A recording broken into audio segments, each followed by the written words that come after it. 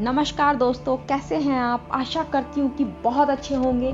और आज मैं आपको सुनाने जा रही हूँ केदारनाथ की सच्ची घटना के ऊपर एक प्यारी सी स्टोरी। लेकिन फ्रेंड्स, यदि आप नए हैं तो प्लीज़ इस चैनल को सब्सक्राइब करना ना भूलें और इस वीडियो को अंत तक जरूर देखना। केदारनाथ को क्यों कहते हैं जागृत महादेव, ये कहानी आपके रोंगटे खड़े कर देगी। एक बार एक शिव भक्त अपने गांव से केदारनाथ धाम की यात्रा करने के लिए निकल पड़ा। पहले कभी इतनी गाड़ियों की सुविधाएं तो नहीं थी, इसलिए वो बेचारा पैदल ही निकल पड़ा। रास्ते में जो भी मिलता उससे वो रास्ता पूछ लेता। अपने मन में भगवान शिव का ध्यान हमेशा करता रहता। चलते चलते उसको महीने बीत गए। आखिरकार एक दिन वह केदार धाम पहुंच ही गया। केदार धाम में मंदिर के जो द्वार हैं वो 6 महीने खुलते हैं और 6 महीने बंद रहते हैं। और वह समय पर पहुंचा जब मंदिर के द्वार बंद हो रहे थे। पंडित जी को उसने बताया कि वह बहुत दूर से महीनों की यात्रा करके आया है। पंडित जी से प्रार्थना की, कृपा करके दरवाजे खोलकर प्रभु के दर्शन करवा दो।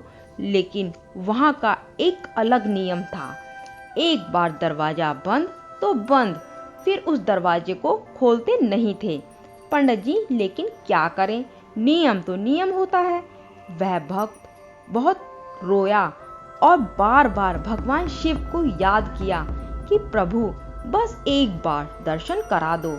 और वह प्रार्थना सभी से कर रहा था, लेकिन किसी ने भी उसकी बात नहीं सुनी। पंडित जी बोले, अब यहाँ 6 महीने बाद ही आना। 6 महीने के बाद यहाँ के दरवाजे खुलेंगे। यहाँ 6 महीने बर्फ और ठंड पड़ती है। और सभी लोग वहाँ से चले गए। वह भक्त वहीं पर रोता रहा। रोते रोते रात होने लगी, चारों तरफ अंधेरा हो गया। लेकिन उसे विश्वास था अपने शिव पर कि वो जरूर कृपा करेंगे। और उसे बहुत भूख प्यास भी लग रही थी। उस भक्त ने किसी के आने की आहट सुनी और देखा एक सन्यासी बाबा उसकी तरफ आ रहा है।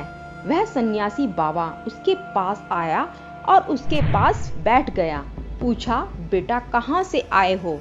उसने सारा हाल सुना दिया और बोला, यहाँ पर मेरा आना व्यर्थ हो गया। बाबा जी ने उसे समझाया और खाना भी खिलाया। और फिर बहुत देर तक बाबा जी ने उससे बातें भी की। बाबा जी को उस पर दया आ गई। वह बोले, बेटा मुझे लगता है सुबह मंदिर जरूर खुलेगा, तुम दर्शन जरूर करोगे। बातों बातों में इस भक्त को कब नींद आ गई कुछ पता ही नहीं चला। सूरज के धीमे प्रकाश के साथ भक्त की आंखें खुली। उसने इधर उधर बाबा को देखा, लेकिन वह कहीं भी नजर ही नहीं आए। इससे पहले कि वह कुछ समझ पाता, उसने देखा सामने से पंडित जी आ रहे हैं अपनी पूरी मंडली के साथ। उसने पंडित जी को प्रणाम किया और बोला, कल आपने तो कहा था मंदिर 6 महीने बाद ही खुलेगा और इस बीच कोई नहीं आएगा यहाँ, लेकिन आप तो सुबह ही आ गए। पंडित जी ने उसे गौर से देखा और पहचानने की कोशिश भी की और पूछा, तुम वही हो जो मंदिर के द्वार बंद होने पर आए थे, जो मुझे मिले थे, 6 महीने होते ही वापस आ गए। उस आदमी ने आश्चर्य से कहा, नहीं, मैं तो कहीं भी गया ही नहीं था, यहीं पर था। कल ही तो आप मुझे मिले थे। रात में तो मैं यहीं पर था और सो गया था और मैं कहीं भी नहीं गया था। पंडित जी के आश्चर्य का ठिकाना नहीं था। उन्होंने कहा कि मैं तो 6 महीने पहले ही मंदिर बंद करके गया था और आज 6 महीने बाद आया हूँ। तुम 6 महीने तक जिंदा यहाँ पर कैसे रह सकते हो।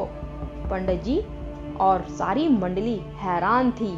सर्दी में एक अकेला व्यक्ति कैसे 6 महीने रह सकता है जिंदा।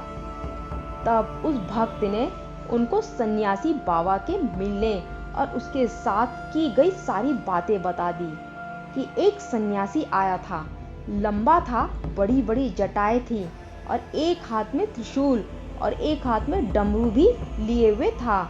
पंडित जी सहित सब लोग उसके चरणों में गिर गए। हमने तो जिंदगी लगा दी, लेकिन प्रभु के दर्शन नहीं हुए। सच्चे भक्त तो तुम हो।